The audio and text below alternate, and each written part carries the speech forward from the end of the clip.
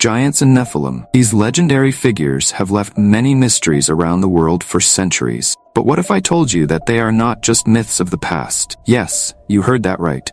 There are surprising signs that giants and Nephilim may still be among us today. Join us, because what you're about to discover will challenge everything you thought you knew about these creatures. Let's go. In the Solomon Islands, in the South Pacific, legends have circulated for generations about monstrous giants that inhabit caves and underground tunnels connecting the islands. Some natives describe them as benevolent creatures, while others fear them as dangerous and even cannibalistic beings. For a long time, such stories were considered mere folk tales. However, recent research has shed new light on these ancient narratives. The Solomon Islands have a rich and intriguing history, dating back hundreds of years. According to ancient traditions, King Solomon of Israel himself sent merchant ships to seek riches in that region. The fame of the supposed Solomonic fortunes attracted European explorers centuries later. It was the Spaniard Álvaro de Mendaña who first arrived at the archipelago in 1568, naming it in honor of the legendary biblical king. Although promises of gold never came to fruition, modern excavations have confirmed the presence of the precious metal in the region, fueling speculation about still hidden treasures. However,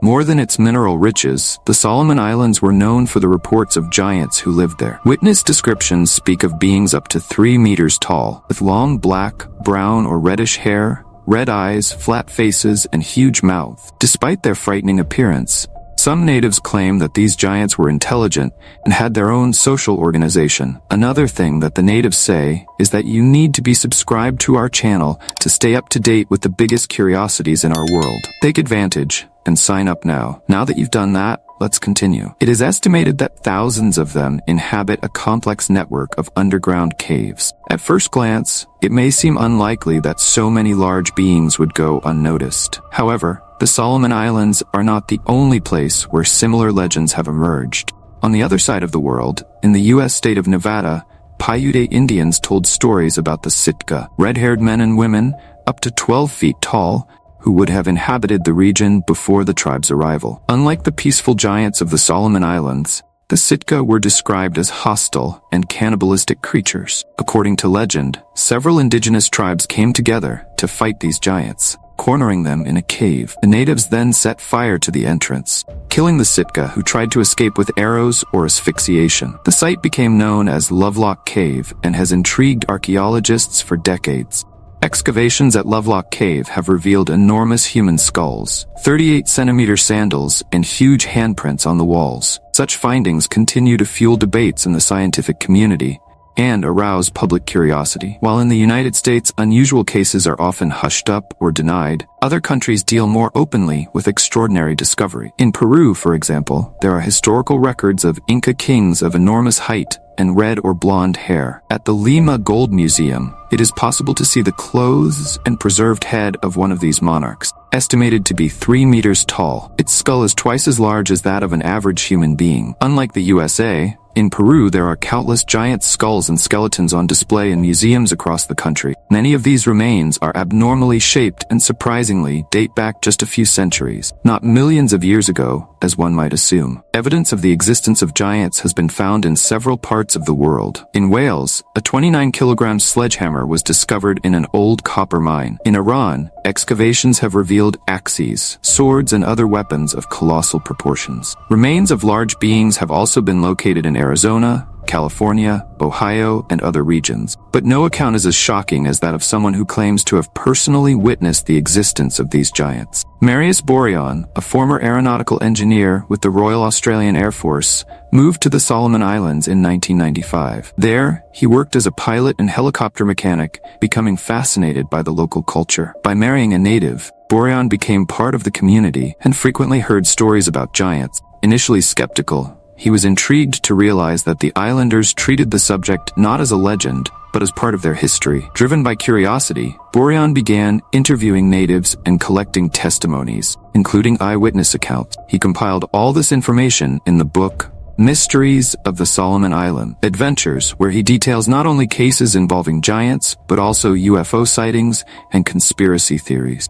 Importantly, this occurred before the spread of the internet, when access to information was much more limited, especially in a remote place like the Solomon Islands. Thus, it draws attention to how the natives' descriptions coincided with reports from other distant cultures, without any apparent external influence. One of the most impressive cases narrated in Bourion's book is that of Mango, a woman who was allegedly kidnapped by giants when she was young. She spent 25 years in captivity, being presumed dead by her family. When she finally reappeared, she was pregnant and in a state of shock. According to the report, Mango had been taken as a wife by a giant. Her skin was so slippery that the men who found her had difficulty holding her, having to use rough leaves to tie her up.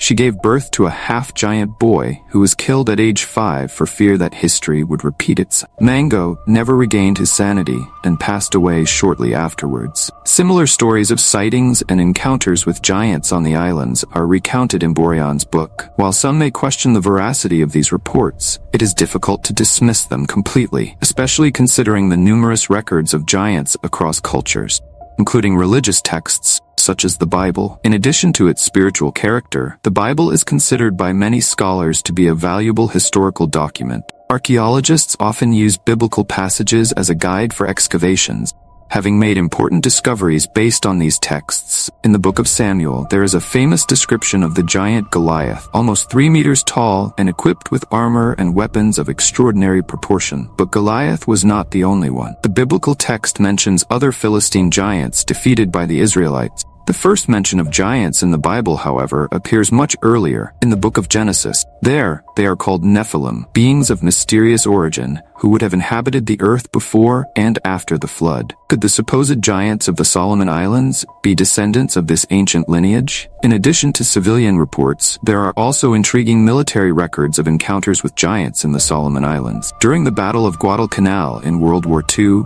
Japanese soldiers would have faced not only Allied forces, but also enormous creatures 10 to 15 feet tall. According to these reports, conventional weapons were ineffective against the giants, who decimated more than half of a Japanese squadron. Some soldiers were taken away by the monsters, while others managed to hide. The survivors were traumatized, haunted by the screams of their companions. Interestingly, the Japanese, known for their determination in combat, ended up abandoning the mission and returning home. While the details of this story may seem fantastic, the fact that a military force unexpectedly withdrew from a major operation intrigues historians. Naturally, there are those who question the veracity of these reports.